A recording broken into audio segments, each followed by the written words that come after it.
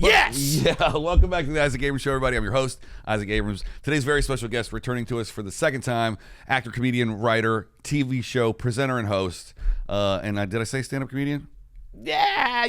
Yeah. Simon Gibson returns, everybody. Hey, come on. He's back, and he's taping a live taping on the 9th. On the 9th, yeah. November 9th. Which is probably today. It might have already, come out today. Yeah. And everything's good. Everything is good. He's very funny. We had a great chat for about an hour and 20 minutes. We talked about Tony Hinchcliffe for an hour and a half. That's it. That's the only thing we talk about. And that's pretty much the only thing I ever talk about. Tony Hinchcliffe, Matt Rife, for an hour and 20 minutes. Yeah. And no matter what I said, I'll still open up for him. Which one? All of them. Both of them. All of them. At the same time. Yeah.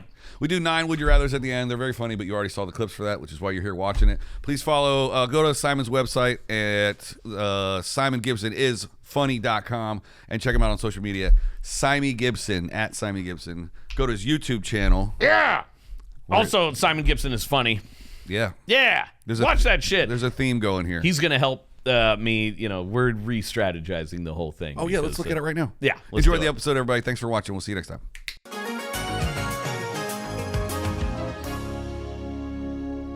How are you? I am just phenomenal. Yeah, you look phenomenal. I do? Yeah. I feel like, I watched clips of myself from the last time I was here, and it's just a nice gauge of how the weight gain and weight loss and weight gain and gain loss thing. Yeah. So it's like the stock market. So I'm gonna watch this later. Yeah. And let me tell you something. I'm doing if weight gain was stocks going up, great. Yeah.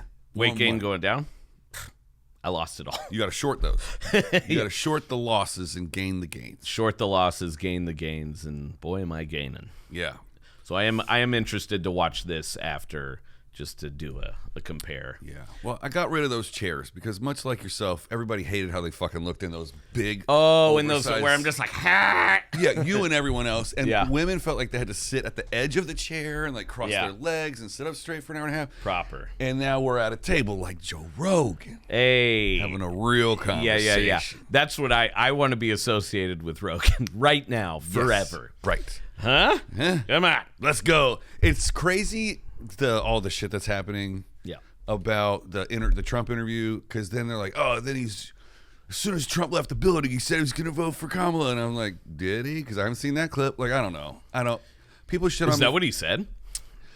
I don't know. That'd be awesome. I see clips about like him going, he's not even going to vote for Trump now. It's like, who cares? I don't care who Joe Rogan's going to vote for. I don't. But every single one of my Uber and Lyft drivers that finds out that I'm a comedian is going to vote for Rogan, not even vote for Trump. Well, that is on my list of questions to ask. Rogan for Prez, huh? Rogan for Prez, I think it would be a landslide unless he ran against The Rock. There we go. The Rogan versus The Rock 2028. Rogan Rock 2028. Now, if they teamed up together. Yeah. And one was Vice. Yeah. I don't know who would submit to be in Vice. Maybe The Rock.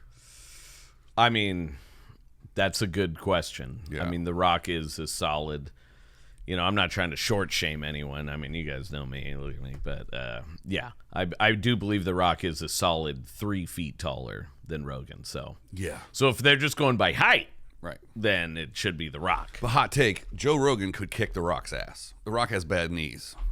Oh, he does? Very bad knees. Oh, okay. From the wrestling. It's from wrestling. Yeah. Okay, I'd give it to Rogan. Yeah, but, I mean, who wouldn't pay to see that fight? Yeah. I would. Yeah. If someone was floating the bill.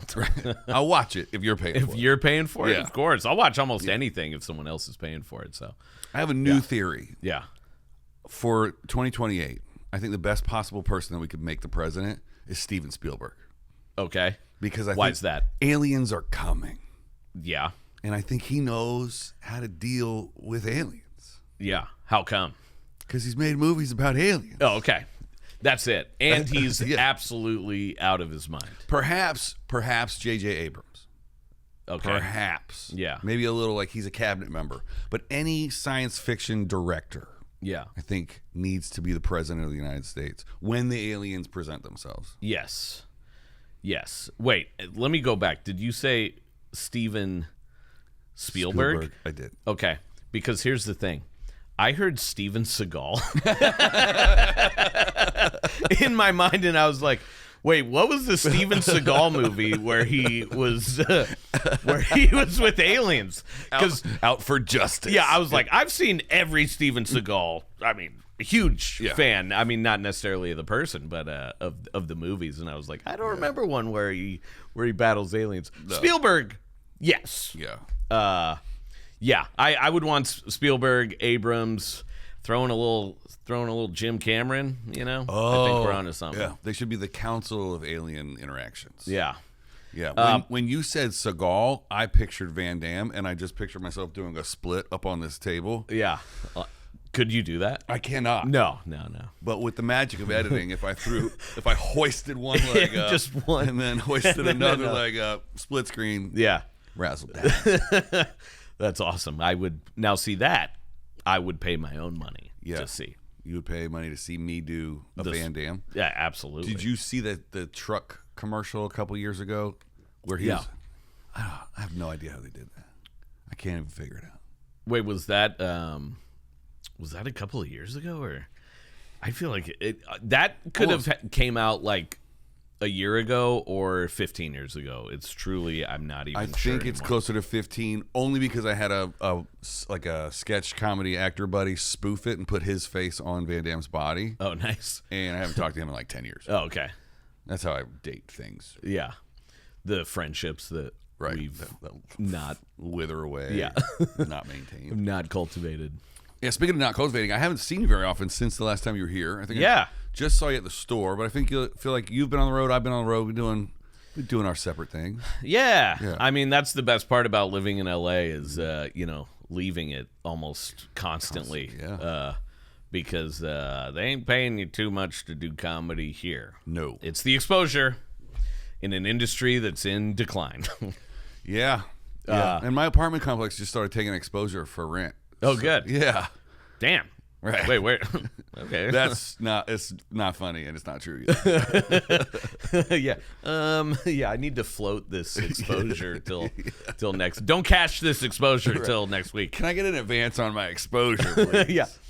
I'm exposed all over this town, but then it will pay off. Yeah, eventually. But yeah, I've been I mean, out of town a lot. I'm recording an album next month, so I've been really trying to like prepare for that, but also, again, like, I just I follow the money. Yeah. I follow the dozens of dollars wherever that takes me. After hotels, rental cars, Ubers, and flights. Yeah. The money is staggering. Oh, it's there. Yeah. But I have been having a lot of fun, and Good. I am kind of like, after next week, I'm, other than like family stuff, don't have too many trips planned until next year. So I'm kind of looking forward to. And I saw you at the Comedy Store, and I've been going there a little bit more. Me too. I've had my own, personal issues with it in the past. It was always kind of like, a place that I could never really crack, and every time I thought I did, there'd be some sort of, global pandemic that happens, for 2 years, and then, but yeah, so it is just a fun vibe over there now. Yeah. And there's really no alternative comedy scene anymore, so it's kind of like so like there's no other real place to hang out and like see your comedian friends. So yeah, I think the Improv has the potential to have more of a hang in that front bar. Yeah, totally. Or if they made the courtyard outside of the lab an outdoor bar, that would be great too. Because then they could compete. Yeah, exactly. Yeah. Because I love the Improv, but exactly, like sometimes you want to go outside and you want to bring your freaking beer with you, or even your just soda, and you can't do that. So, I mean, they're both fun, and and I work at the Improv now. I'm one of the house shooters. Oh, nice. Yeah. Sweet. Couple nights a week when Liz and Troy aren't doing their thing on the road. When they don't have the monopoly on on the comic shots. When Jesselnick's not on tour. But yeah, I've been going on Mondays to the store. Yeah. Because I'm working on developing a web series. Oh, sweet. And I've been trying to get everybody who's either in it or writing on it to at least like, let's sign up for potluck. Mm-hmm. And then this place is only 8 minutes from there. So then let's come here and write for 2 hours. We'll go see the list. We'll hang out all night. Yeah. And then we'll chop it up and make jokes. And then let's see. So that's been a thing I've been doing for like the last month or so. Oh, sweet. So I feel like if you have a reason to be there and you bring a tribe, then you're like, well, I'm not going by myself, and I'm going to see this person, this person, this person, this person. Yeah. And I think it feels more inclusive when you bring your people there. Yeah. But just going by yourself is like the scariest fucking thing in the world.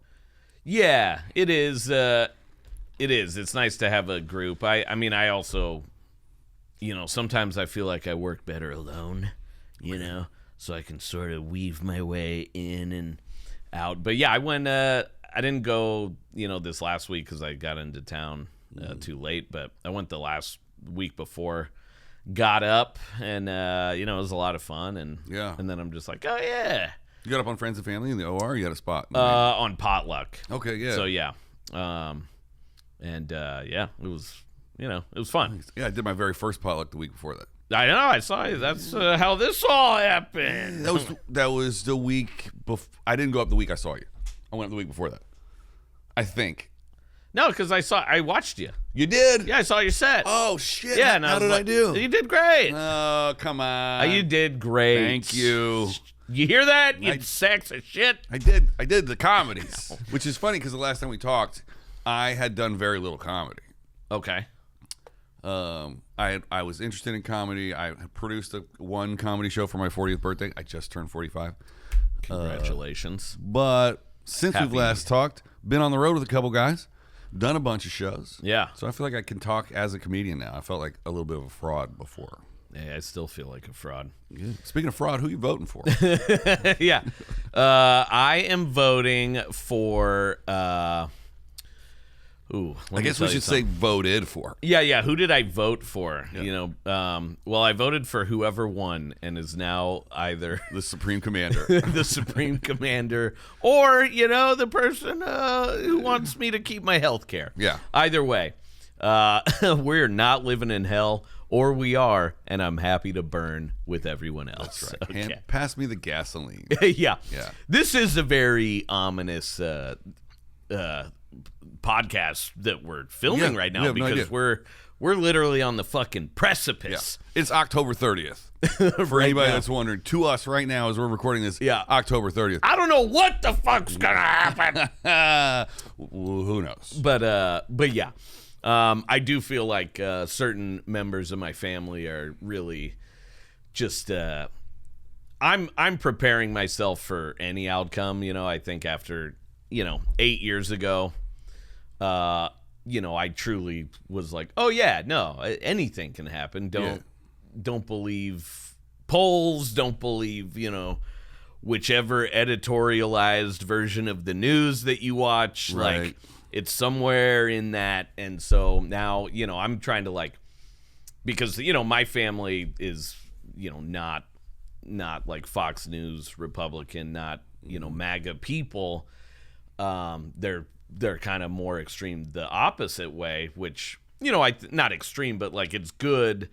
But now they're just so caught up in the election stuff that I do feel like, and they're only hearing sort of their side. So on their side, it's like Trump falls on his fat ass while calling Puerto Ricans trash. And that was, shout out Tony Hinchcliffe, but shout out.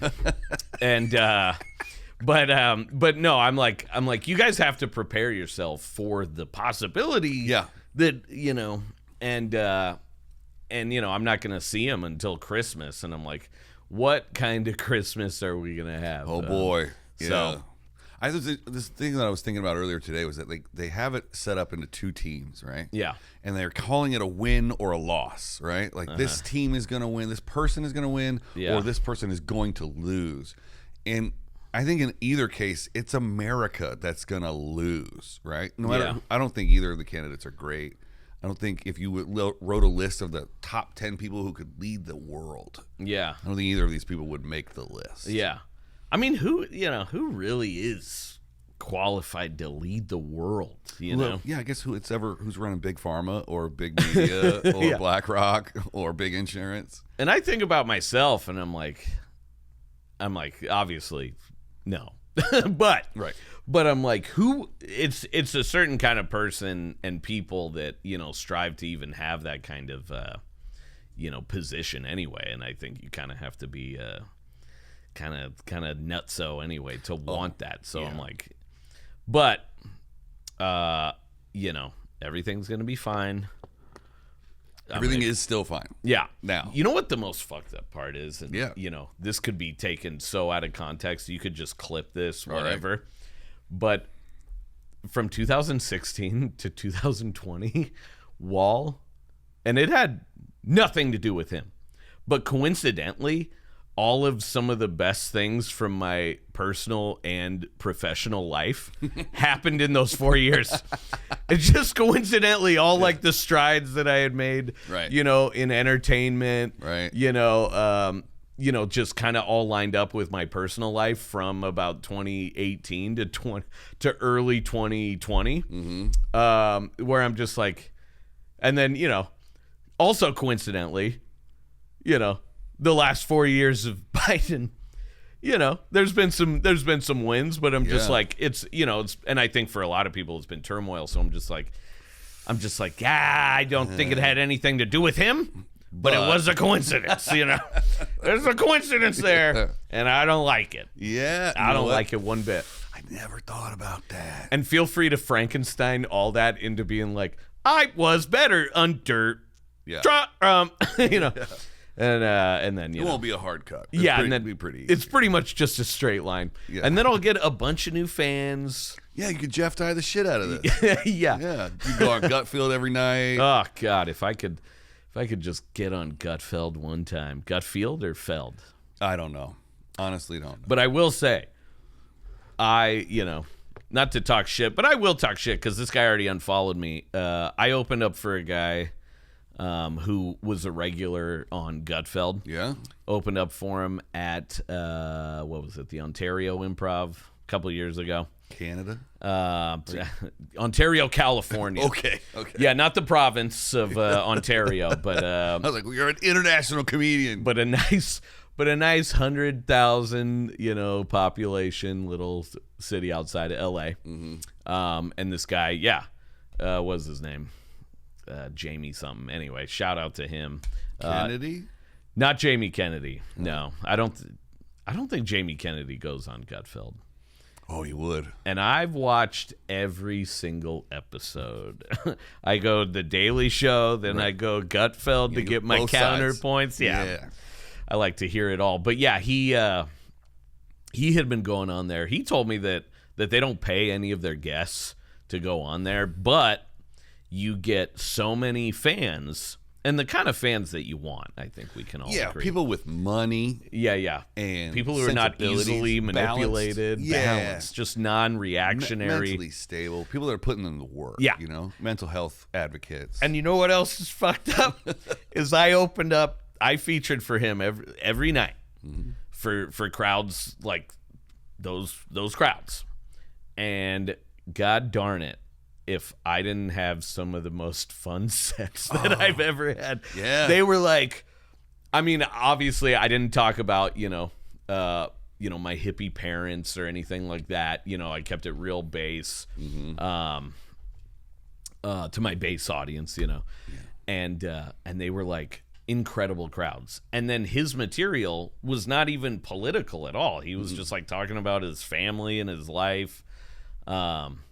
But then, like, I would watch him on Gutfeld, and he'd be like, literally agreeing with the guy, like, yeah, these liberal cuck fucks, and it was just, and then I followed him for a long time, and so I would get clips from Gutfeld on my feed a lot, and I was like, I gotta get this off of here. Yeah, I didn't even know Gutfeld existed until Jeff Dye came and did this show last year. Oh. And he was like, dude, I go on Gutfeld all the time. And I'm like, I'm like acting like I know what it is. I went, go Google it. And he was like, yeah, it's the only right-leaning late night show. He's like, you get half the country if you go on this show, or you got to go on Kimmel and whatever.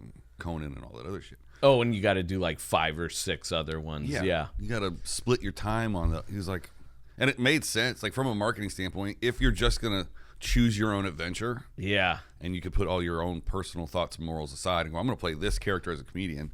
You go marketing strategy. I can get half the country this way. Yeah. Bam. Well, you definitely. I mean, I think people have said that, and not to wax poetic on the do's and don'ts of comedy, but like if you're trying to make money, then go the right way. Yeah. The right way. It's the right way.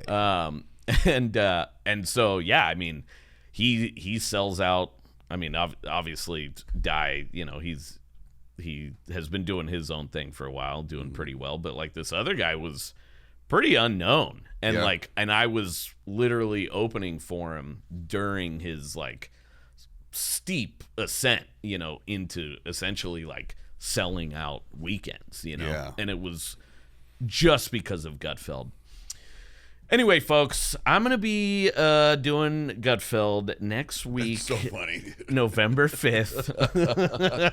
Where are you? Okay, when it says taping, live album taping. Yeah. Does that mean audio only, or are you shooting video for a special? Yeah, so it is. It is gonna be the album is coming out on a Special Thing Records, so they're just doing the audio.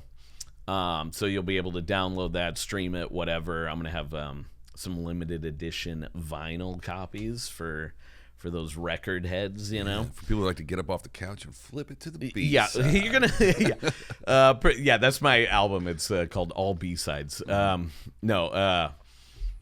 then separately, I'm gonna film it and then either like clip it or maybe put it behind some sort of like paywall. So if you buy the album, then you'll get the video version of it. Yeah, Patreon has a new feature where you can buy single pieces of content now. Oh, nice. Okay. Yeah, which is great. And I've seen people. Yeah. So I would do something like that, to kind of, because I don't want to take anything away from the record labels side, Yeah. But gotta get that video. Gotta get what the fuck are we doing? Yeah.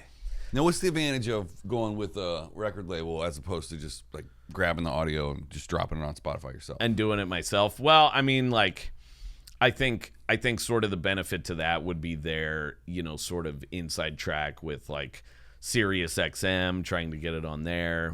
That's a good check, by the way. And that's kind of the goal, would to get 2 or 3 tracks playing on their different stations or whatever. And then downloads and hopefully it's a nice little. It is funny though because like I think back in the day, you tour to build up your special, and then the special or the album that you shoot, that's your big payday, right? And that's not necessarily the case anymore. No, you almost shoot you self-finance a special just so you can clip it to get new fans so that you can tour, I guess. Yeah. That's kind of the strategy I'm going about with this podcast. Okay, yeah. Fucking nobody watches it. But like the audio listens or whatever. That number's never going to go up. It's never going to go down. Hopefully it goes up one day. But the clips just go exponential. And you do great. Yeah. At least on YouTube. Awesome. Every clip now. Because you're in tiers. Like the more stuff you post, YouTube rewards consistency. Whatever. I say that all the time. So I'm gonna have to talk to you about YouTube after this. Fucking go. Yeah. Anybody that comes on the show, I will gladly like re-SEO and like redo their whole YouTube channel. Nice. Well, pivoting for just a second because this just came into my mind, and I'm hyper caffeinated, and I want to talk about this. This is very important. When you post on YouTube, you have to stay on YouTube and watch the clip for 15 minutes. Just let it play on your computer. Because YouTube is all about average watch time. If it stays over 100% average watch time, it'll stay in the shelf, your clips. When it dips below 90%, it takes it off the shelf. It's never going back on the shelf.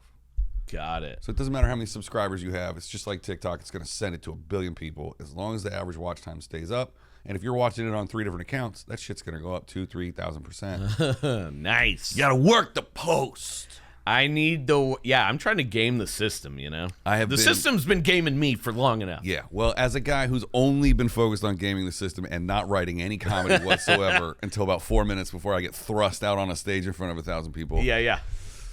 And let me tell you, You do not learn how to write jokes that way. I'm an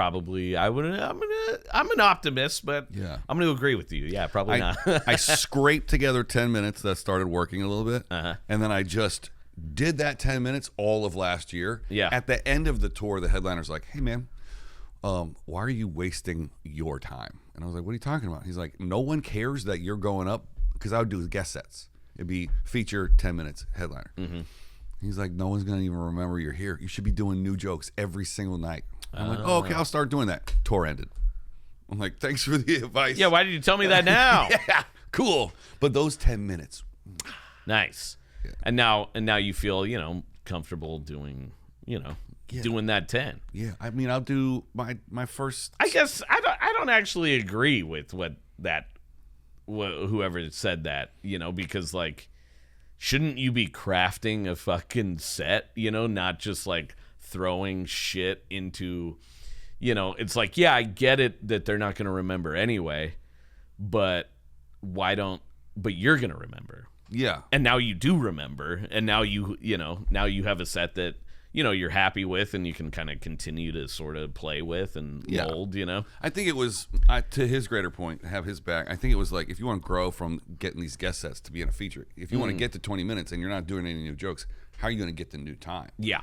So it was just like, at least throw one new idea in there for a minute or two in the middle of every night. And then if it doesn't work, it doesn't work. Right in the middle, like, yeah. It wasn't like, do a new 10 every night. Yeah. That would be really silly. It would be really awesome. But, it's like. You know what I love about Coffee Bean? Just a side note. The ice. They're ice. Yeah. This is you got to put this ice in here. Shout out to, come on, the neighbors, Coffee Bean. Dude, right downstairs. Oof. Man, I like Coffee Bean. I like Coffee Bean more than Starbucks, I think, at this point. Yeah. Totally agree. I mean, they're, out of that sort of like level of place. Yeah.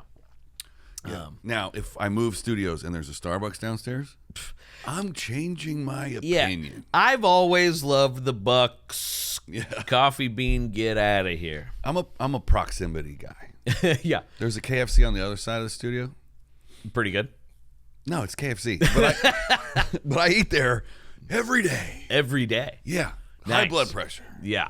Gotta relax. I feel like, that's the friend who, anytime a friend tells me like, oh, I know the best taco spot, I'm like, okay, well, how close? It's always like walking distance to their house. It's right near my place. Oh, man, I know this awesome little look it up, spot. it's like 1 star. Yeah, but it's so close. Yeah, 1 star, 1 step. Dude, all of the food in my neighborhood, Playa del Rey, I live in Playa del Rey, California. Okay. All the food sucks. No. It's worse food in California. That's except one gastropub that I don't go to. But I eat at the same. I'm 86. I eat at the same bar every night because I don't feel like cooking. Uh-huh. And it's the same shit. Yeah. And I complain about the food. Yeah. At the bar. Yeah. I'm like, listen, this is what we have. You could go somewhere else. Yeah. But I'm like, you're the best place around. Yeah. Yeah. That I can walk to. Well, we're kind of landlocked. We're locked by the marina and the airport. Mm-hmm. It's hard to leave Playa. Yeah. Yeah. You have to get in a car. And then I could never, live on the west side in general is kind of like. Oh, you're not a past the 405 Sepulveda. I will, but it's like, I understand what you're saying. It definitely, it kind of locks you in. Yeah. I just love being by the beach, except something is real smelly down there this week. Like what? Like sewage? Well, we had bioluminescence last week. What's that? Which is where when the waves crash, they turn blue. It's like the algae lights up. It's very rare. It happened like right when Pandy hit, and it just happened again. Whoa. It's freaking awesome. It's like electric waves. Yeah. You can only see it at night. Obviously, is that obvious? I don't know. Seems redundant, perhaps. Redundant more than obvious. Yeah. Anyway, bioluminescence. My theory is that the smell is that all the algae died, and it's washing up on the shore because it stinks. I mean, I saw a couple guys yesterday from like Palisades, and I'm south of the marina. It stinks the whole way. They're like, it stinks up here, stinks down there. LA stinks. Stinks over here, stinks down there. Oh yeah, we did a bunch of New York accents last time. Have you been to New York since I saw you last? Jesus. Oh, God damn it. Is your phone okay? My phone don't like the accents. I'm so sorry. Do I owe you a phone? Huh? No. Okay. Do you have a protective outer shell? Yeah, when you got an iPhone 11, you want to do whatever it takes to protect it. Yeah. Well, I'm sorry that your neighborhood smells like fucking shit. I'm sorry that your neighborhood sucks. My neighborhood sucks. Bad food. Smells horrible. No homeless. Oh. You know what? I actually... No, I will say, I like a sprinkle of the unhoused. It reminds me that I have to try. And it expresses a level of creativity found nowhere else. No. What they construct their dwellings out of. I mean, I'll tell you, if you want to come to my neighborhood, there's plenty of inspo. Yeah. You walk on Hollywood Boulevard in Van Ness, you're getting inspired. You walk right by that Tommy's on Hollywood and Gower. Come on. Oh, boy. Who was it that just got a star on the Hollywood Walk of Fame last week? Was it Ken Jeong? Did he? Somebody got a star last week. Yeah, he deserves it. Yeah. Fucking legend. I mean, the guy, I think that takes a level of bravery to be nude in a scene when you know what you're working with, and a lot of people don't know this, but when you do physical activity, or at least when I do, which is rare, but when you do physical activity, your thing, your dick, it protects itself. So when you're moving around, it kind of it almost shrinks in anyway. So for him to do that and do kung fu and jump out of a trunk and he deserves a star just for that scene. Right. To go along with the millions of dollars that he made with it. For sure. Yeah. But very funny. But most importantly, brave. It holds up. I rewatched it recently. Yeah? Yeah. Yeah. I got to go on the roof of the Caesars. Oh, did you? Yeah, because we did a little something for the jumping of the Caesars fountain with Travis Pastrana. So we were up there shooting a promo for it. So there's no... the funny part about the Caesars, this is just a little inside Hollywood. Yeah. They don't have any flat roofs. Oh. You look at the top of every tower, they're pitched. Oh. The only place you can find a flat roof is what they call the Porte Cajure, which is the carport, the place where you pull up all the sparkly lights. Okay. So that's where they filmed the... Oh, that's... We found him. Yeah. But I've been up there. And let me tell you, I'm the same. Nothing's different about me. I'm just that guy. Yeah. I did do that much. I did the Molly, right. Just like them. Yeah. I forgot why I brought one of those 2 or 3 topics up. I was going to justify it, but then we went down this cool road. Yeah. And now we're here. Ken Jeong's penis. Yeah. Oh, yes. Hollywood star Walk of Fame thing. Yeah. I wonder how many people they got to clear out for the ceremony.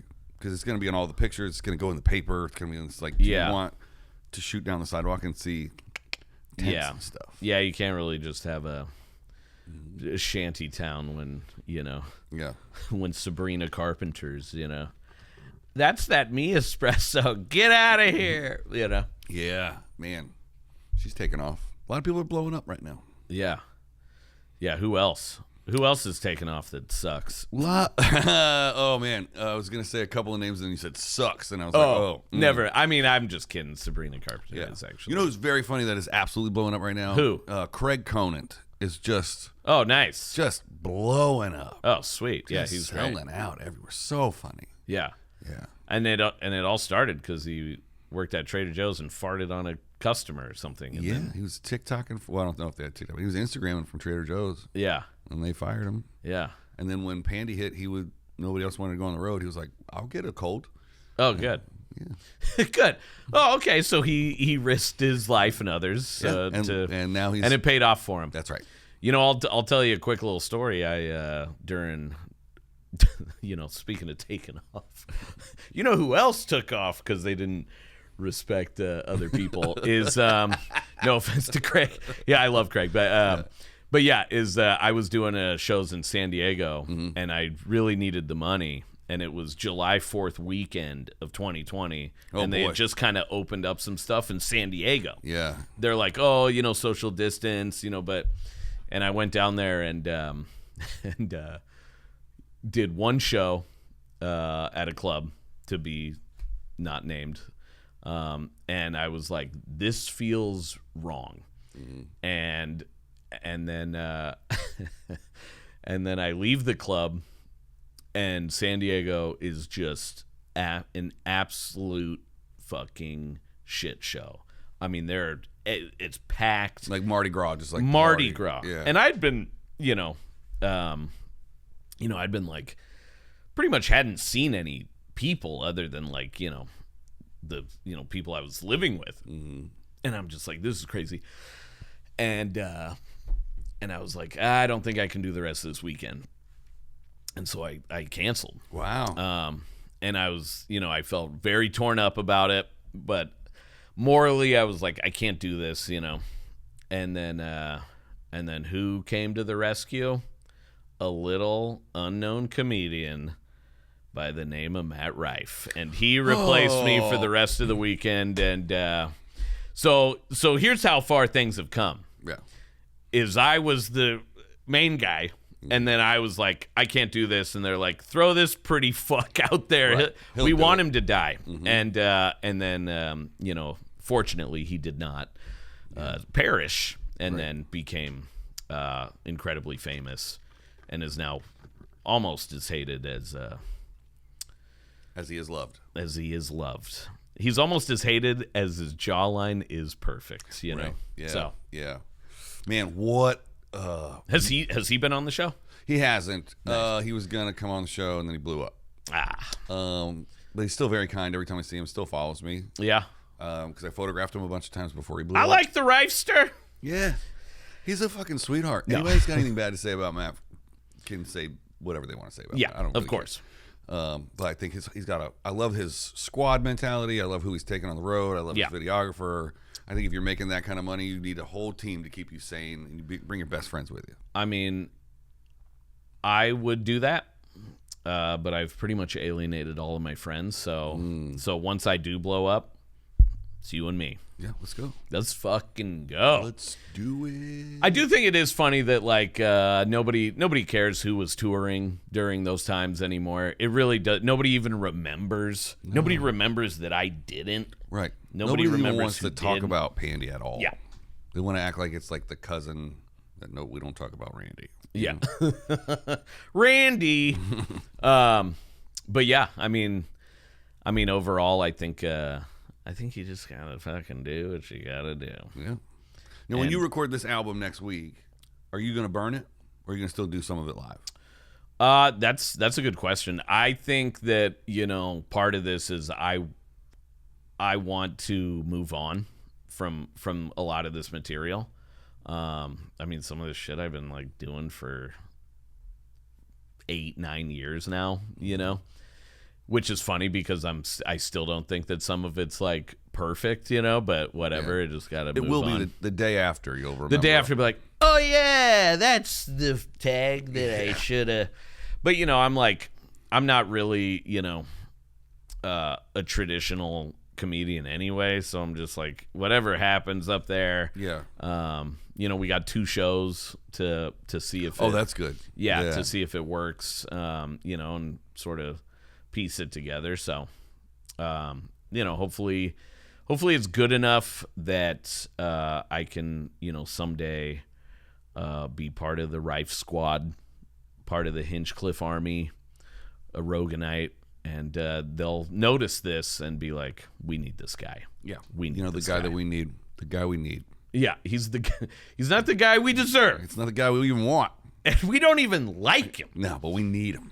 And we heard him say all kinds of shit about us. Zany shit. Kind of quirky. Yeah. But we need this guy. What's funny is I hate saying that expression, and I also hate the word obviously. Anyway, I've tried to tiptoe around not making fun of any of the big pods or because I want to have one of them on one day. Of course. But I'm going to say whatever I want now. Do it. Who gives a fuck? If I was going to be friends with any of those big dudes, I would have been friends with them by now. That's their clique. That's what they're doing. If anything, I think it's better to talk shit because then it adds, value. Yeah, and people like provocative, Yeah. I mean, I had a whole joke where I was like, "Yeah, you guys like Matt Rife? Well, guess what? You're getting Fat Rife." Hey. And then I just do his material, but I'm fat. Right. And it's worked out pretty good. Yeah. What's your name, sweetie? Yeah. What's your name? Do you wear the little little mic in your face? I'm like, "Yo, is this your girl?" Okay. It was. Yeah, it was. Actually, if you did a whole Matt Rife set, if you taped it, Simon Gibson does Matt Rife live, that would blow up the internet. I think. All right, I'll tape it for you. Let's do it. Okay, and then he'll see it and he'll be like, "You know what?" Then we just cut to a shot of him directing. Yeah, him behind the Matt, let's pitch it. We've been friends a long time. Yeah, you can have 90% of the money. 90%, yeah. Even if he took 90%, 10% would be pretty good for me. Pretty good. Yeah. That'd make my girlfriend kind of happy. Now, you with the same lady from last time? What was that, 2 years ago? 2 years ago, you lived with her parents during pandemic? Oh, no, God, no. Oh, we swapped her. Yeah. We got a new one. I mean, I wasn't even with her then. Oh, okay. Yeah, me living with her and her parents during the pandemic was a big factor in us breaking up. Oh, so sure. But I still think you should do that sitcom. I mean, yeah, they won't be in it. No, they're not even actors. But I'll write it. It's not a reality show. No.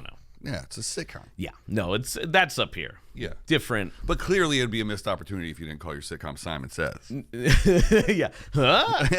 I mean, look at him, because Simon Says. Welcome to hell. Oh my God, dude! Did you just come up with a catchphrase? Yeah. Are you going to be Larry the Cable Guy now? I mean, I feel like, throughout this whole thing, there's one thing that I've been missing, and that's a catchphrase. But also, I think if I ever do blow up, it'll be because I'm not even being myself. It'll be because I'm doing some sort of character, and then I'll be, tied to that, and it'll be a prison. Right. And the money won't compensate for the like hole in your soul that you sold it for. And the money will be great. Oh, absolutely. I'm gonna be rich as fuck doing this character. I've seen it happen. And but I will be living in a prison of my own creation. Right. And people are like, "Hey, do the thing, dummy." Right. My catchphrases will be like, "Uh-oh, spaghetti-o," and then the plate of spaghetti. People are just dumping your sleeves off. Yeah. Dumping spaghetti on me. But imagine being famous for just literally impersonating someone else. That would be pretty We'll be cool right back. too. Yeah. I come back. Yeah. I am dressed as one of Jeff Dunham's puppets or something, Oh man, that's an interesting thing that I've been studying. Like people that develop characters, like Jeremiah Watkins just put out a special as that Shanks. Or whatever. Shanks. Yeah. Right. And he's a character guy. He does a lot of improv stuff. I've never developed a character before, so I don't know how I would do it. I mean, I'm in the middle of developing a web series. We're gonna shoot that. Nice. But I'm gonna play myself. Like I don't know how to be anything that's not authentically me. Yeah. Well, isn't that what what a lot of actors do is they put themselves into these characters so that you can kind of be your I'm just lazy. Authentic self. Yeah. I mean, I'm saying this. I'd never do it. As I'm saying my authentic self, I don't even know who I am. Yeah. I know I'm lazy. My whole life's a lie. Yeah. I can't put no characters in something that's that's me because I'm not even a real person. I don't have an opinion. Period. No, just a. That's the whole thing. Is like everybody's like, we need to hear your take. Yeah. We want to hear your take. I'm like, I don't have a take. I don't give a shit about big stuff. It's the minutia. And then people are like, oh, you're like Seinfeld. I'm like, I don't know if I'm like Seinfeld, but sometimes if the napkins aren't lined up the right way, I get upset. That's not like I'm not working bits on you. I'm just like, yeah. But I don't like writing jokes about the minutia of the things that make me angry. Yeah. I like the things that are like interesting to me or like embarrassing situations that I put myself in. I like to tell people stories. Yeah. Also with like big stuff too, it's like, I mean, yes, I'm upset about what's happening in multiple other countries. I really cannot make a difference about global stuff I mean, it's kind of out of my control, Right. What I can control is how my girlfriend left one single fork outside of the dishwasher. This is the worst. You mean ex-girlfriend? Yeah. Cut that whole part out where I'm like, I can't solve gossip, but let me tell you, why didn't you empty, the dishwasher? But I do think, like, you know, things that are sort of locally within my control, you know, are the things that'll upset you, you know? Yeah. And I've just seen so many comedians, like, they're doing great, they get married, and they're like, talk about my wife, kablooey, up to the moon, right? So it's like, do I need a wife? Am I just going to go catch a wife that pisses me off all the time? Yeah. For the money? That is actually how I'm going to propose. Well, don't tell her. It's got to be a surprise. But that's how I'm going to propose to my girlfriend, is I'm going to be like, babe, I'm all out of material. Let's do this thing. Right. Yeah. Here's a Cracker Jacks ring. Yeah. We're going to the courthouse. Yeah. We're outside of Wendy's. Right. But yeah, I do think, you know, the whole having kids, getting married, it's an untapped market for me personally. Yeah. Do you want kids? No. No. I mean, I say that, I'm like, if I do have a kid, they better be a fucking incredible climate scientist, because it's really going to fall on them, you know? Yeah. You got to start prepping. If I have a kid, they better be like some sort of John Connor from, you know, Terminator. Like, right. they're going to need to save it all, because it is, I wouldn't even say it's, you know, my fault as much as like the people right before me, you know? They're the ones who did it. The ones that bought houses in the 80s for less than $100,000, and they're all worth millions of dollars, and they won't pass them down to us. Yeah, it's their fault, and they blame us. They go, "Why don't you just work harder? Yeah, why don't you skip Starbucks?" They drove the cars that you can't even turn on inside of a garage because it'll kill you. Yeah, many of them just turned them on in the garage on purpose and did that. Yeah. This is such a. I just thought of this because, like, I was house sitting for someone, and they had this old Mustang, and and I was like subletting basically, and they were like, "Hey, somebody's coming over to like look at the car, possibly buy it.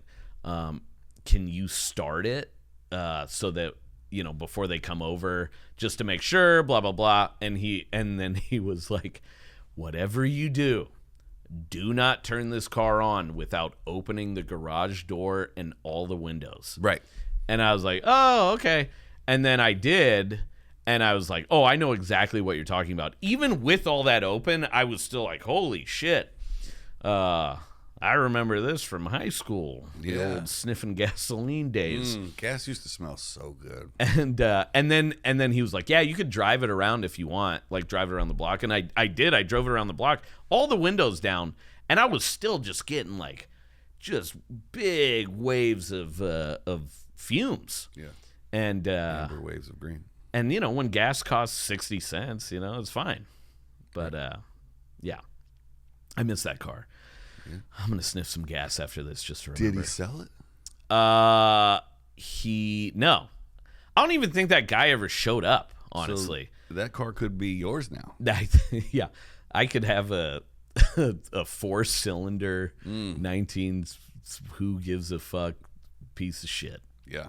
It wasn't even that good of a car when I drove it around. A buddy of mine just inherited an 87 or an 88 Mustang 5.0 that his grandma garaged. Nice. 25,000 original miles. It's been under a cover. Yeah. For 20 years. Yeah. Those are nice. It looks like it just rolled off the production line. Yeah. It's so weird to see a new old car. Yeah. I would have a 5.0. Yeah, if my grandma gave me one. Yeah. I mean, $5 a gallon but you know, whatever. 5 gallons per buck. Don't get me started. All right. We got some would you rathers here. All right. There's no rules to these. Okay. And if you don't like one, answer it anyway. Pass. Got it. Would you rather, I should say this to the camera. Would you rather be in a huge movie or in a huge TV show?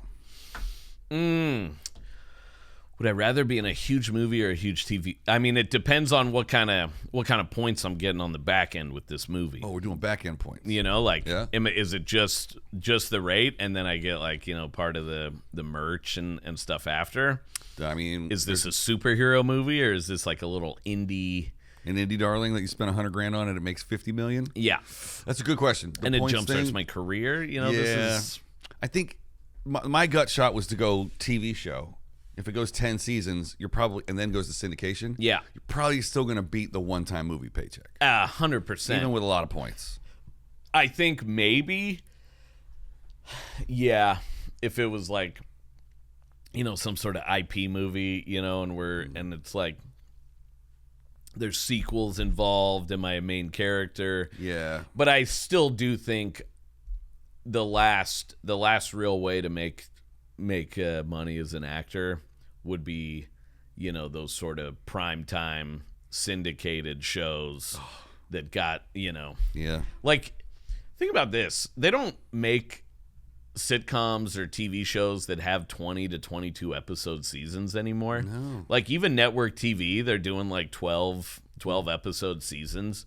But like, if you could get on a procedural in like the 90s or even like the early 2000s, like a CSI, if I was like one of those like the funny nerdy like forensic, like I got the bullet out of this, and do 10 seasons of that, 20 episodes a year at like $20,000 an episode, which is basically what the standard rate, 20 grand in the 90s that's $100,000 now.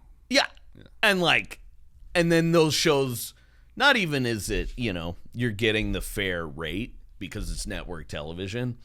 Then it's like playing forever, basically.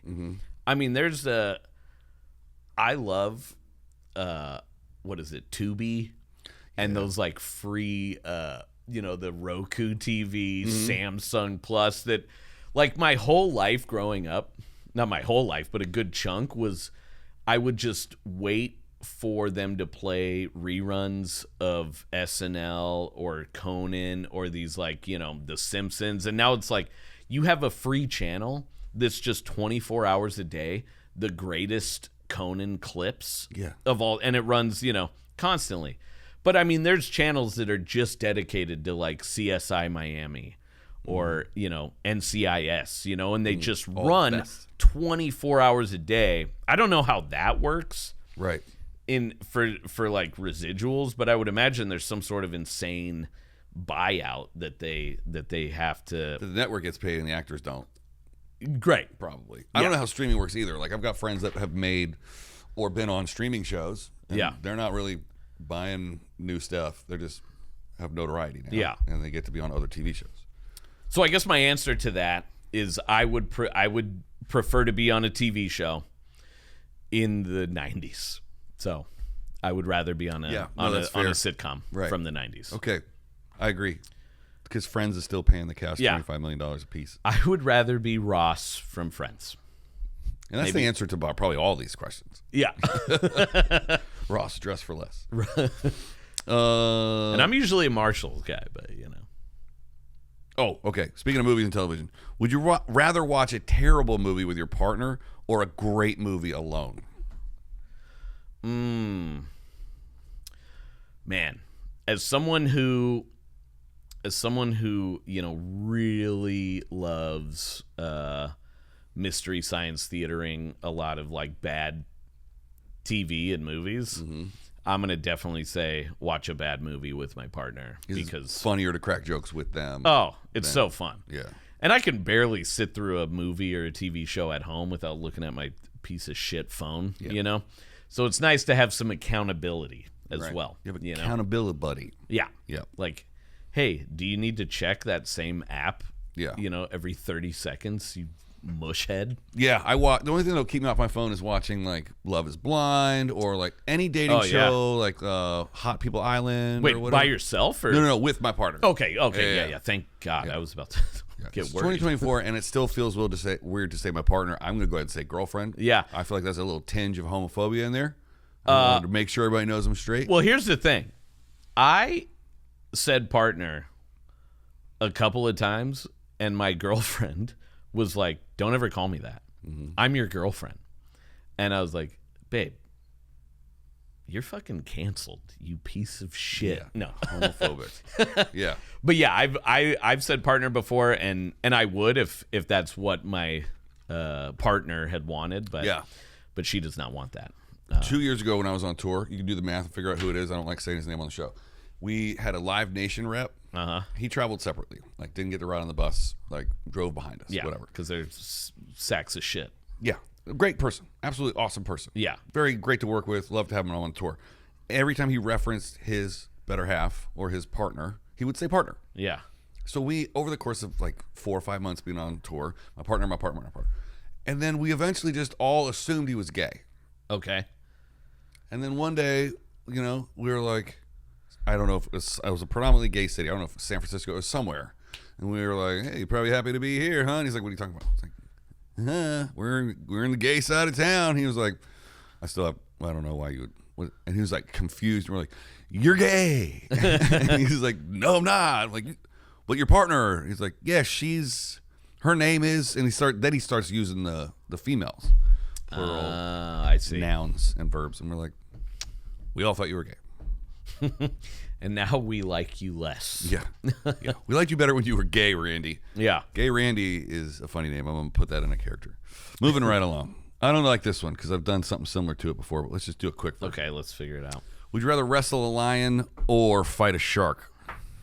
Wrestle a lion or fight a shark? Either way, it's going to be my last wrestling match or fight. Yeah, or you find out that you're secretly really good at shark fighting. Yeah. Wrestle a lion or fight a shark? I feel like, well, I mean, this is me. What kind of shark are we talking about? Because if we're talking like a great white, I feel like sometimes the great whites, they don't like the taste of human. Yeah, like Abraham Lincoln. Yeah. What? You said great whites. Oh yeah. Yeah. Oh, sorry. Yeah, if I have to fight a great white, yeah, I'd probably fight, Abe Lincoln, not a George Washington. All right. Can I confess that was one of the first jokes I ever wrote? It's like, I just finished watching a documentary on the Discovery Channel about great whites. And then I was like, Abraham Lincoln, George Washington. God damn it. Yeah. I quickly threw that one out. I'm gonna wrestle a lion because fuck it, if they could just be a little kitty cat. They could, and if they are gonna, they instinctually go for the jugular, so it'd probably end quick. I feel like if I fight a shark, it's gonna be a really drawn out, agonizing death in the ocean, which I already hate.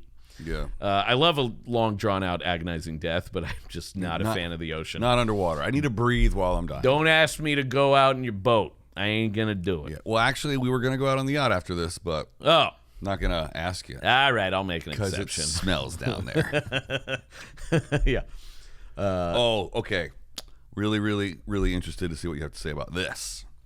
Would you rather Groundhog's Day every single day for a year or take 3 years off the end of your life? Groundhog Day for a year. If I could like straight up like the movie, I would just, I would do so much fun stuff in that one day for a year. Yeah. I'd figure out everything. I'd figure out, the bank, how they put their money in. I'd, be super toxic and manipulate, that woman in town into sleeping with me. I would. These are references to the movie. Not you would actually. But then I would do that. I'd try to save that homeless man. No matter what I did, he's still gonna die because sometimes that's just fate. I would sleep with Bill Murray. I would totally bang Bill Murray every day for a year. Yeah. That would be my Groundhog Day, is just meet, charm, and sleep with Bill Murray. Every day for a year. Every goddamn day. And then be like, maybe don't sleep with your heroes. Right. I think the only caveat to that is if you're older, that 1 year that you're doing the Groundhog's Day might be the last year of your life. Oh, that's true. But that would probably be the best year of your life because you know every scenario all day long, every day. Yeah. You could make it a pretty fun day. I think for a year I could handle it, but if it was some sort of like purgatory, then yeah, that'd be. If you had to do the same exact motions and eat the same exact things over and over again, rinse and repeat, no changes, and you're just trapped in your body. Yeah. That's a long year. Yeah. Also, it would depend on where am I? Where am I trapped in this Groundhog Day for a year? Oh, right. Like, is it a random day on the road? Yeah. Like, am I in like... Yeah, am I literally in like Bakersfield? Then probably not. There's worse places to be than Bakersfield. Yeah. Fresno? Right. No. Early show Thursday in like Milwaukee. Yeah. Wisconsin? Yeah. Oh, I love Wisconsin. I love Milwaukee. In the wintertime? Oh, in the winter. Yeah, that'd just be waiting rough. for the show. You're just sitting in the hotel room waiting for the show. Yeah, you can't. Staring out the window at the club. Like, there's nothing to do. Yeah, you're essentially snowed in. You can't get anywhere. Yeah. I would still choose that. Yeah. Because Milwaukee's a great town, great people. It's 70 miles from Chicago. If it's not too bad snowing, I'm taking a little day trip. I picked the wrong town. Milwaukee is a great town. Yeah. Pabst Theater. We did the Pabst Theater there. But what was I thinking of? Where's the Mall of America? Minneapolis? Minneapolis. Okay. That's the town I meant to say when I said Milwaukee. Is that town a dump? Well, there's two of them. It's the Twin Cities. Oh. St. Paul, Minneapolis. Okay. Minnesota. Yeah, whatever. which one's the better one? Well, they put the Mall of America right between them near the airport. Okay. And there's a comedy club in that Mall of America. Yeah. Been there twice with two different people. I loved it. Went out with a bunch of other people, and they're like, that's the worst club in the planet. I was like, oh, okay, crazy.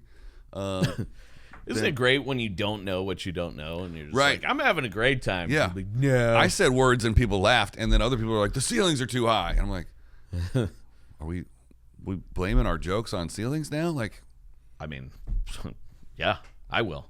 Yeah, I mean, I'll blame it on anything other than myself. I'm not taking any responsibility. Accountability? But Get the fuck out of here. I'm not blaming it on the ceilings, dude. Gonna blame it on the crowd like a good man. Yeah. It's the crowd's fault. Yeah. Okay.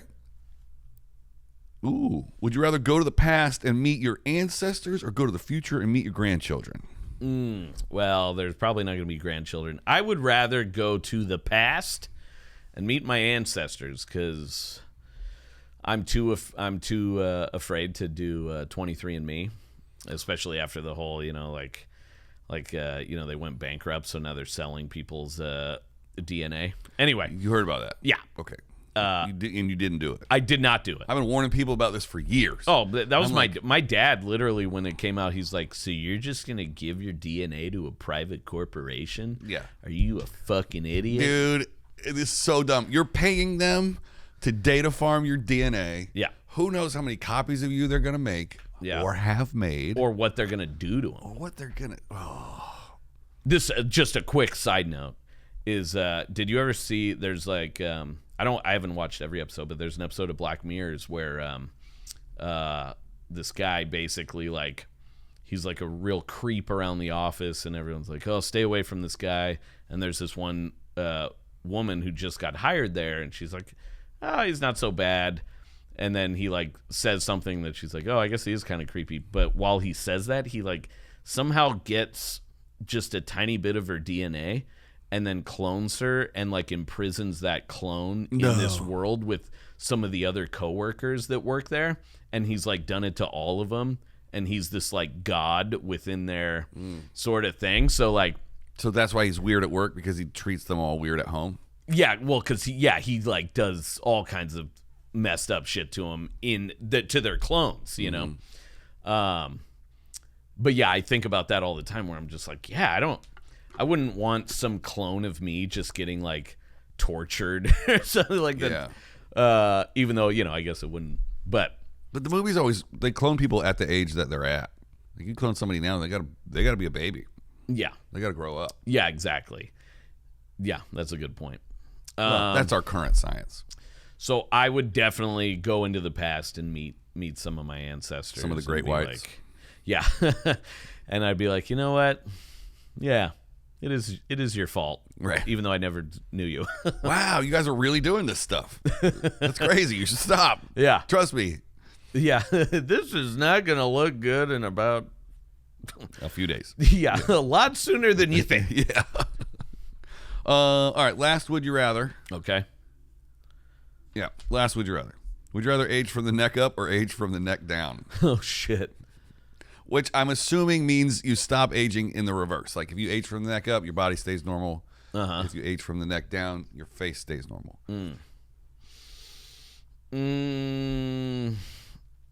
Damn, that's a good question. It's a tough one.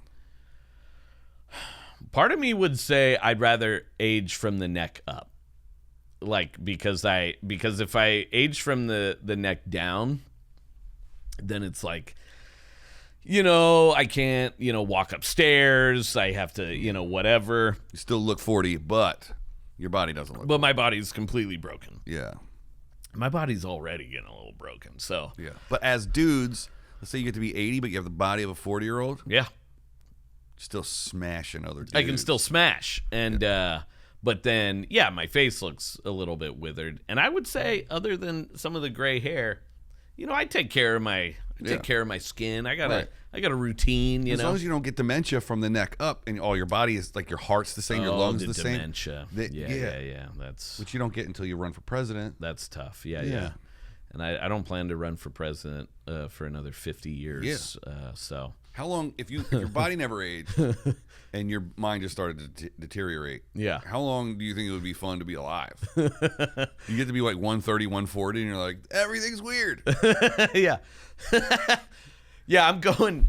Yeah, I'm definitely going neck up. Age, body stay the same. Yeah. I definitely want to have dementia and still be smashing, right, and thinking that it's my wife from the 30s. Right. Mary Lou, I still love you, baby. Like, and it's just a lady boy in Thailand. But it's literally no. It's like it's one of those holograms from Blade Runner. It's that's what I want. Yeah, I want to have my strong body. No mental cognition. Plowing a hologram while my brain is rotting. Yeah. That's gonna be the opening clip. Yeah. I'm gonna be like, Simon, how you doing? I want to be. Yeah. Yeah. Hey, Simon, how's it going? I want my brain to be rotted out of my chiseled physique body while I have sex with that robot lady from Blade Runner 2049. Well, thanks for coming. Yeah. Anyway, get him out. Yeah. Yeah. What else? You got anything else to plug besides the taping? And you just got back from Denver, so you can't plug that. Recording Bozeman, Montana at one of my favorite clubs, Last Best Comedy. Yeah. That is on the 9th of November. Right. When is it? Do you know when it drops? I don't have a release date yet, but it will be sometime in early 2025. Yeah. So somewhere between February to March, we're thinking, and then fortunately, mixing an audio album takes half the time of cutting a film special. Exactly, truly. So that, and then got some fun stuff coming up next year. So yeah, just follow me on my socials. Yeah, Simon Gibson, and then my website. Got a slick new website with all my shit on there. It does look good. You got some new photography on there. Who shot all those pictures on the orange or the red where you're standing on the stools? Yeah, so that was. Actually, that was like some older headshots that basically once I like redid the website, simongibsonisfunny.com, then I just basically I had catalogs of like, just hundreds of pictures from different, shows and like, photo shoots that I did over the years. So it's just the person who built the website like put them up there for me. Gotcha. And just kind of made it look. I thought you got all new photography. I was like, man, I'm jealous. No, that was like 5-6 years ago. Wow. I'm trying to get that body back. Yeah. I'm trying to get 2019 Simon body. Yeah. What are you doing to get it? Well, nothing. So it's actually not going great. Hopes and dreams. What am I doing to get it? I'm trying to get a prescription for Wegovy. Hello. Hey, Come on. The cheaper Ozempic. Yeah. Well, it's the Ozempic that's supposed to be easier to get. It's not. Do you have any friends whose parents are taking Ozempic? Yeah. And have you heard the weird stories? Are you getting any weird stories? That feels like a leading question. No weird stories. Wow. Other than they lost weight. Yeah. And they're happy. I've heard that they are losing weight, but they're becoming super crazy. Oh. They're like changing their political beliefs and radically doing like different. Nuh-uh. Just switching sides. Oh. Like changing sexual orientation. Okay. Yeah, sounds like a good time. I haven't heard any of that, but now I really want to take it. Spread the rooms. Because I got some views that I'm trying to change. Right. No. I also heard that Ozempic just eats out your out's the wrong way to say that. Your bone marrow. It starts with the bone muscle. mass. Yeah. Yeah. So I heard that too, but I'm like, I don't know. I don't know where am I hearing it from TikTok or am I hearing comedy show that's just making up crazy? Yeah. Who knows? I don't know what real life is anymore. It's hard to tell the difference. It is, and it's fun. I'm having a good time. I like living in a video game simulation, dude. I'm being controlled. Keep on feeling like this is a simulation, and I can't get over it. I really do feel like we're in a simulation. Yeah. 'Cause if I just decide that I want something, it just kind of happens. Oh. Like the other day, I was like, man, I haven't seen Simon in forever. And then you show up at the Comedy Store. No way. And then I was like, I really want him to come on the podcast. And then I DM you, and then you ignored me for like 8 days. That's the simulation. That's right manifestation, there. right? Yeah. That's how it goes. Yeah. Left on red. I wish they would take that feature off of Instagram so much. I don't want to know if somebody read my fucking message. Yeah. I hate that shit. And I don't want to know if... Well, because half the time I'll be like, because it stops you from opening up like a message. Right. Because like half the time I'll just like open it up real quick. And this happens to me all the time. I'll open up someone's message and I'll be like, but I won't have the time to give a thoughtful response.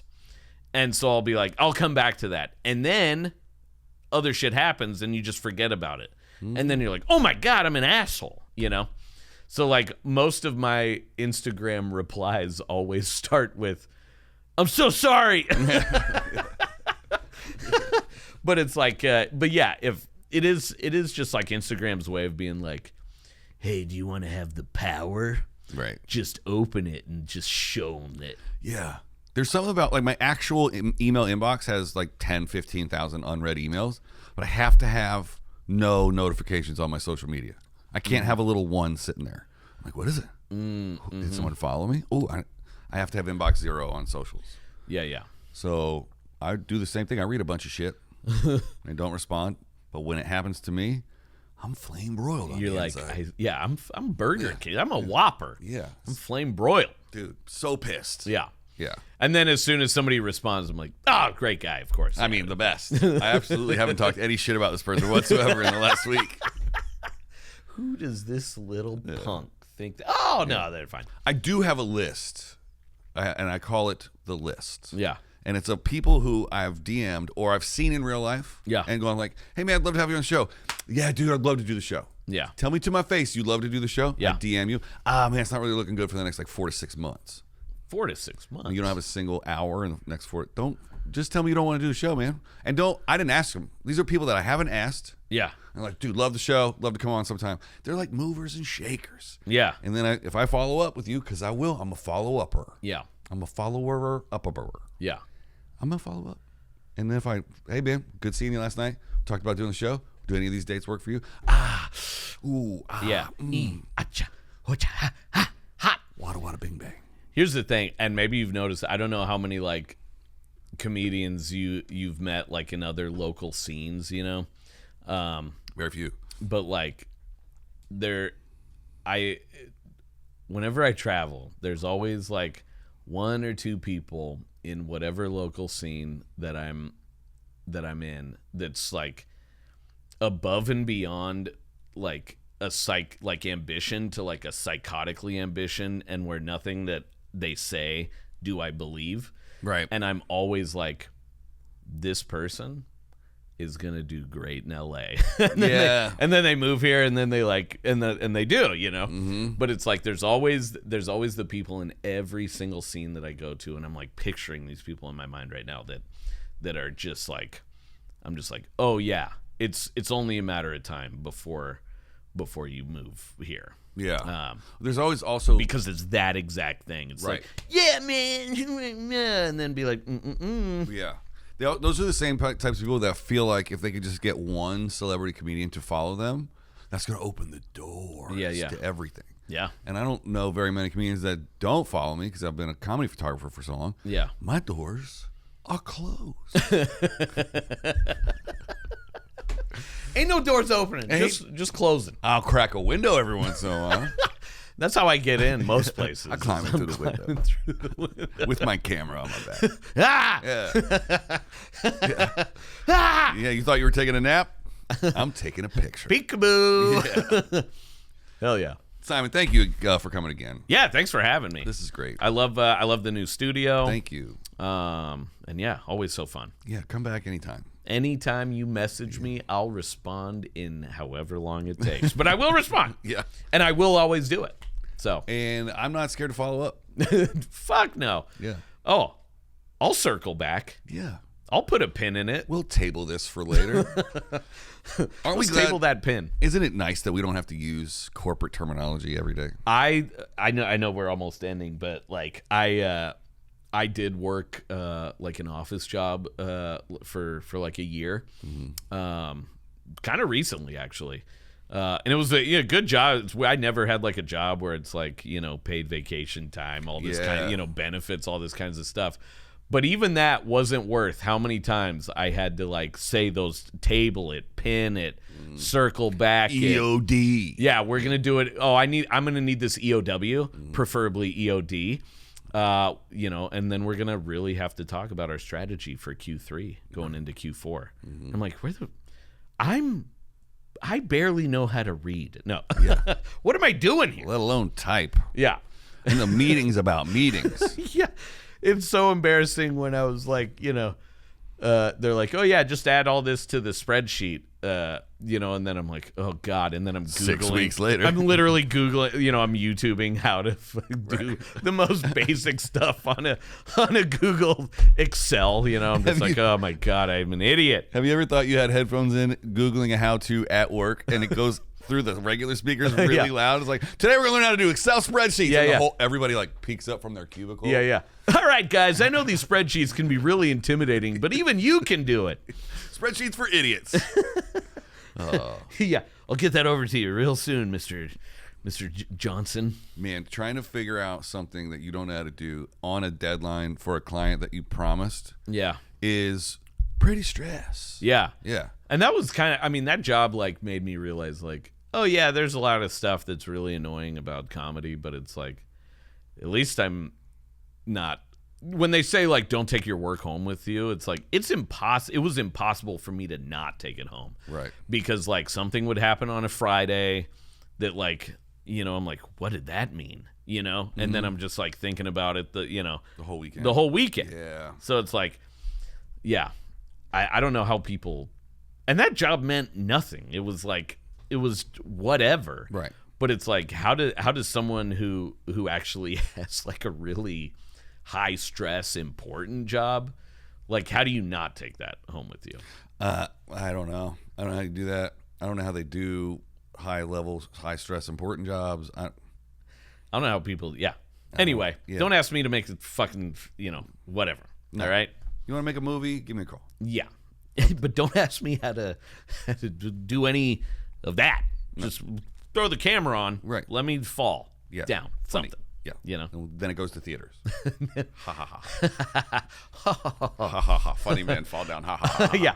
I'm saving the movie industry one pratfall at a time. You know what would be funny is to film an entire 90 minutes of just singular pratfalls. It's basically a YouTube video. But to get it in theaters. Yeah. It's just called Simon Falls Down. Simon Falls. Oh, Simon Falls, but that's the name of the town? Yeah. Welcome to Simon Falls, a sleepy little town outside of Wisconsin. Hey, y'all. Welcome to Simon Falls. I'm your mayor, Simon. Do you fall? What?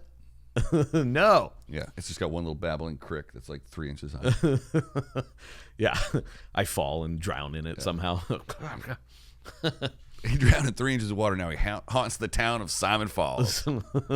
But it's just a ghost who keeps falling. Anyway, we'll write this. We'll continue to workshop it. Mondays at the Comedy Store. Yeah. We'll write it on the patio. We'll put a pin in it. That's right. Till the EOD. Thanks again for joining me. Thanks for having me. This is great. I loved it. I love talking to you. I love talking to you. We should talk more off mic sometime. Let's talk off mic. Yeah. I mean, if you can ever get out of Playa del Rey. I get out all the time. Okay. I'm here a lot of days. So okay. I don't know. You're not far from here. No. Super Let's close. go to the store together. Let's down. Be store buddies. Side note, I know I'm saying this on camera. I'm going to go there tonight. Oh, shit. Yeah, because they have it's like a kind of late, though. It's like 10:30. But they have a thing called Set of the Night. So That's on Sundays. I know. Somebody just told me that they're doing it tonight, too. Well, I'm going to fact check that. Let's find out. Let's call Bruce Gray and find out. Yeah, well, it was actually, not to name drop, but it was Kelly Ryan who told me about it. Well, she's dating Bruce Gray. She's dating. I think they're more in dating these days. Oh, do they get married? I think they're getting married. Oh, good for them. They've both been on the show. Shout out. Yeah. Shout out. Power couple. Power couple. Kelly's so funny. Bruce is catching up. Yeah, Bruce will get there. Yeah. He judges lower comedians than him every Sunday night at the Comedy Store. Yeah. But he'll get there. I'm all for men riding the coattails of women. So yeah, why not? It's their turn. But if you win Saturday night on Sunday night, you get an automatic spot on Pollock on Monday night. And that's what I thought too. But then they told me that. And so yeah, off camera, I'm gonna read these texts again because maybe I misheard. Let's do some reading. Yeah, we're gonna do some. Yeah, we're gonna cut here and then we're gonna start the intro. Okay, perfect. Now we're gonna get now. Perfect. Now. Yeah. Cut now.